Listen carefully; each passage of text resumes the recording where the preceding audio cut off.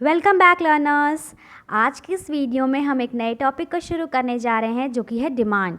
आज हम इस वीडियो में मीनिंग ऑफ डिमांड और determinants of demand in the case of individual demand and market demand, दोनों के ही केस में हम इन सभी चीज़ों को आज डिस्कस करेंगे। So let's start. सबसे पहले जानते हैं कि डिमांड क्या होती है।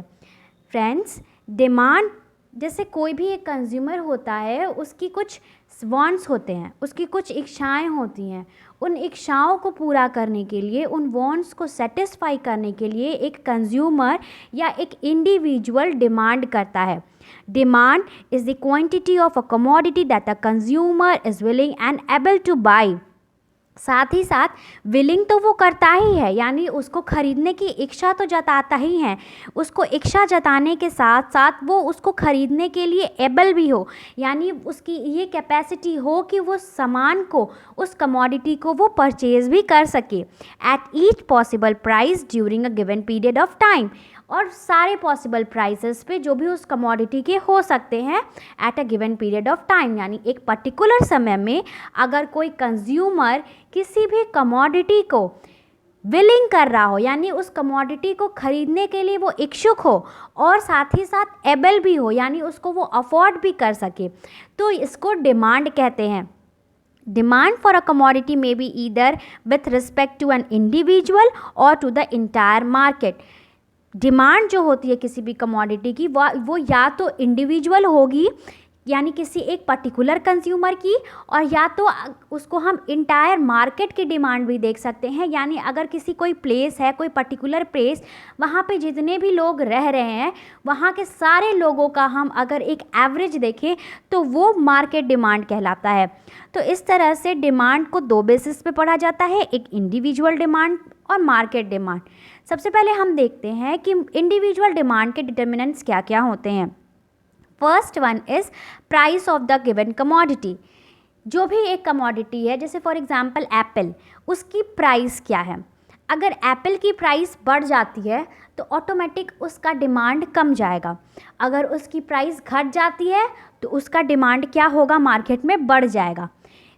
अगर प्राइस के वजह से किसी कमोडिटी के डिमांड में चेंज आता है तो उसको चेंज इन क्वांटिटी डिमांडेड कहते हैं, यानी उसकी क्वांटिटी के डिमांड में चेंज आया। जैसे फॉर एग्जांपल अगर 50 रुपीज़ पर केजी एप्पल्स मिल रहे हैं, इन केस एप्पल की प्राइस बढ़ गई, एप्पल अब 80 रुपीज़ पर केजी मिलने लगे, तो जो कंज्यूमर 50 रुपीज़ पर केजी में 2 केजीज़ कंज्यूम कर रहा था, अब वो 80 रुपीज़ पर केजी में may be 1 KG he consume करे, क्योंकि उसकी इनकम नहीं बढ़ी है। ओके, उसकी इन केस में इनकम नहीं बढ़ी है, बस कमोडिटी की प्राइस बढ़ गई है, यानी एप्पल की प्राइस बढ़ गई है।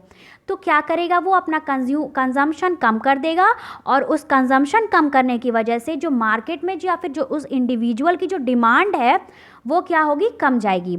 यही अगर एप्पल की प्राइस कम जाती है, फॉर एग्जांपल 50 रुपीज़ के बजाय एप्पल अब 30 रुपीज़ पर केजी मिले, तो कंज्यूमर क्या करेगा या वो इंडिविजुअल क्या करेगा, एप्पल जो वो 2 केजी कंजम्पशन कर रहा था, अब वो हो सकता है 3 केजी या 4 केजी कंज्यूम करने लगे, यानी एप्पल की डिमांड बढ़ जाएगी मार्केट में, या फिर उस इंडिविजुअल के ज़रिए भी एप्पल की डिमांड बढ़ जाएगी। तो इसको कहते हैं change in quantity demanded. Now other determinant is price of related goods. दो तरह के गुड्स होते हैं, complementary goods and substitute goods. इस पर एक अलग से वीडियो बनाई हुई है जिसका लिंक आपको डिस्क्रिप्शन बॉक्स में मिल जाएगा, बट एक व्यू अभी देख लेते हैं। सब्सटीट्यूट गुड्स होते हैं जो अल्टरनेटिव गुड्स भी इनको कहते हैं। जैसे कोई भी इंडिविजुअल या टी कंज्यूम करेगा या कॉफ़ी कंज्यूम करेगा, ओके, उसके पास ऑप्शंस हैं, 2 ऑप्शंस है। जैसे कि मार्केट में सोप के डिफरेंट ब्रांड्स अवेलेबल हैं, यानी वो डिफरेंट सब्सटीट्यूट्स हैं सोप से, ठीक है, डिफरेंट ऑल्टरनेटिव्स अवेलेबल हैं। लेकिन कॉम्प्लीमेंट्री गुड्स वो होते हैं जो साथ साथ चलते हैं, यानी एक के बिना दूसरे अधूरे हैं, या कह लो एक के बिना दूसरे का काम नहीं हो सकता। जैसे चाय के साथ चीनी ज़रूरी है, पेन के साथ इंक का होना ज़रूरी है, लेकिन अगर पेन और पेंसिल की बात करें तो वो दोनों सब्स्टिट्यूट गुड्स हो जाएंगे, लेकिन पेन और इंक की बात करें तो वो दोनों कम्प्लीमेंट्री गुड्स हो जाएंगे, यानी दोनों का होना ज़रूरी है। तो इनका डिमांड पे किस तरह से असर पड़ता है ये हम देखते हैं। जैसे अगर कोई सब्स्टिट्यूट गुड्स है, यानी कि जैसे टी और कॉफ़ी है, तो एक का डिमांड अगर बढ़ रहा है तो दूसरे का डिमांड घट जाएगा, क्योंकि दोनों में से कोई एक कंज्यूम करेगा कंज्यूमर। तो अगर मान लो टी का कंजम्पशन बढ़ गया, टी का डिमांड बढ़ गया, तो कॉफ़ी का डिमांड जो है वो कम जाएगा। वहीं अगर कॉफ़ी की डिमांड बढ़ गई तो टी का डिमांड कम जाएगा। लेकिन कम्प्लीमेंट्री गुड्स के केस में ऐसा नहीं होता है। कम्प्लीमेंट्री गुड्स के केस में क्या होता है कि अगर एक की डिमांड बढ़ रही है तो दूसरे की भी बढ़ेगी, अगर एक की घट रही है तो दूसरे की भी घटेगी। जैसे अगर शुगर का प्राइस ज़्यादा हो गया तो लोग क्या करेंगे, लोग चाय का कंजम्पशन भी कम कर देंगे। शुगर तो कम खरीदेंगे ही, शुगर का तो डिमांड कम हो ही जाएगा, बट शुगर के कारण चाय का भी, टी का भी डिमांड कम जाएगा। जैसे फॉर एग्ज़ाम्पल अगर पेन की प्राइस बढ़ गई तो इंक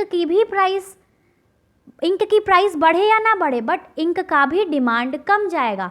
क्यों? क्योंकि लोग जब पेन का डिमांड कम होगा तो इंक का भी डिमांड कम जाएगा, दोनों को साथ में यूज़ करना है। तो जब एक चीज़ को ही यूज़ नहीं कर पा रहे हैं तो दूसरे चीज़ का ऑटोमेटिक डिमांड कम जाएगा, भले ही उसकी प्राइस बढ़े या ना घटे। तो इस तरह से प्राइस ऑफ रिलेटेड गुड्स, यानी उससे रिलेटेड गुड्स के प्राइस में अगर चेंजेस होते हैं तो भी उस गुड्स पे असर पड़ता है। जैसे अगर मैंगो की प्राइस बढ़ गई तो एप्पल के भी डिमांड पे असर आएगा, चेंजेस आएंगे। अगर मैंगो सस्ता है तो एप्पल का डिमांड कम रहेगा, मैंगो का डिमांड ज़्यादा रहेगा। बट वहीं अगर मैंगो महंगा हो गया तो एप्पल सस्ता है तो एप्पल का डिमांड बढ़ जाएगा और मैंगो का डिमांड कम हो जाएगा। तो इस तरह से रिलेटेड गुड्स भी असर डालते हैं। Now income of consumer, consumer की क्या इनकम है ये भी असर डालता है। अगर किसी कंज्यूमर की इनकम ज़्यादा है तो वो लग्जरी गुड्स का कंजम्पशन या उसके लिए लग्जरी गुड्स का डिमांड ज़्यादा होगा। बट वहीं अगर कोई पुअर इनकम का कंज्यूमर है, उसकी अगर इनकम कम है तो वो इन्फीरियर गुड्स या नेसेसिटी गुड्स का डिमांड उसके लिए ज़्यादा होगा। वो पहले बेसिक नीड्स को फुलफ़िल करेगा, इसलिए उसके बेसिक गुड्स जो होते हैं, जो नेसेसिटी गुड्स होते हैं, जो जीवन जीने के लिए ज़रूरी होते हैं, उनके डिमांड उनके लिए वो ज़्यादा रहेंगे। टेस्ट एंड प्रेफरेंसेस, कंज्यूमर की टेस्ट क्या है या प्रेफरेंस क्या है, इसका भी असर डिमांड पे पड़ता है। जैसे फॉर एग्जांपल फैशन में कोई चेंज आया, जो अभी फैशन था वो अब फैशन नहीं है, तो उसका डिमांड मार्केट में ख़त्म हो जाएगा। अब जो नया फैशन आ रहा है उसका डिमांड बढ़ जाएगा। तो इस तरह से कंज्यूमर के टेस्ट और प्रेफरेंस का भी डिमांड पे असर पड़ता है। Fifth one is expectation of change in price in future. जैसे फॉर एग्ज़ाम्पल अगर कंज्यूमर या फिर अगर कोई इंडिविजुअल ये एक्सपेक्ट कर रहा हो कि आने वाले समय में पेट्रोल के प्राइसेस घटने वाले हैं, तो अभी प्रेजेंट समय में वो क्या करेगा, पेट्रोल की डिमांड को कम कर देगा, क्योंकि अभी प्राइस ज़्यादा है, उसको पता है कि कल प्राइस घटने वाला है, तो कल वो डिमांड ज़्यादा करेगा। उसी तरह से अगर वो एक्सपेक्ट कर रहा हो कि कल फ्यूचर में पेट्रोल की प्राइस बढ़ने वाली है या गैस सिलेंडर की प्राइस बढ़ने वाली है, तो वो क्या करेगा, आज उसकी डिमांड बढ़ा देगा, वो स्टोर करना शुरू कर देगा कल के लिए। सो इस तरह से फ्यूचर में उस कमोडिटी का प्राइस क्या होगा, इसका भी असर अभी प्रेजेंट के डिमांड पे पड़ता है। नाउ अब हम देखेंगे कि मार्केट डिमांड के डिटर्मिनेंट्स क्या होते हैं। जो भी एक इंडिविजुअल डिमांड के डिटर्मिनेंट्स होते हैं वो सारे मार्केट डिमांड के भी डिटर्मिनेंट्स होते हैं। जैसे हमने इसमें देखा price of given commodity, price of related good, income of consumer, taste and preference, expectation of change in price in future. ये सारे तो मार्केट डिमांड के डिटर्मिनेंट्स होते ही हैं, साथ साथ ये 3 डिटर्मिनेंट्स और होते हैं, जैसे size and composition of population. Population की साइज और उसका कंपोजिशन क्या है, यानी कि पॉपुलेशन में ज़्यादा विमेन है या मेन है।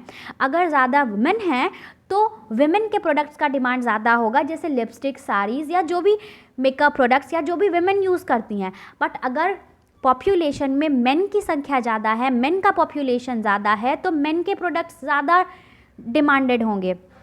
उसी तरह से सीज़न और वेदर का भी डिमांड पे असर पड़ता है। जैसे कोल्ड के समय में क्या होता है, वुलन क्लोथ्स की डिमांड बढ़ जाती है, विंटर सीज़न में वुलन क्लोथ्स की डिमांड बढ़ जाती है। वहीं समर सीज़न में कॉटन क्लोथ्स की या समर प्रेफरेबल क्लोथ्स की डिमांड जो होती हैं वो बढ़ जाती हैं। उसी तरह से third one is distribution of income.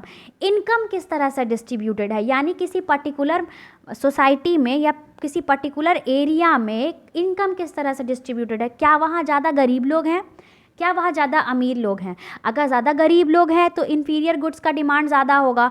अगर ज़्यादा अमीर लोग वहाँ होंगे तो वहाँ लग्जरियस गुड का डिमांड ज़्यादा होगा। तो इस तरह से आज हमने डिटर्मिनेंट्स ऑफ इंडिविजुअल डिमांड और डिटर्मिनेंट्स ऑफ मार्केट डिमांड को डिस्कस किया। So this is all for today. If you like my video, please like, share and subscribe to my channel. Thank you.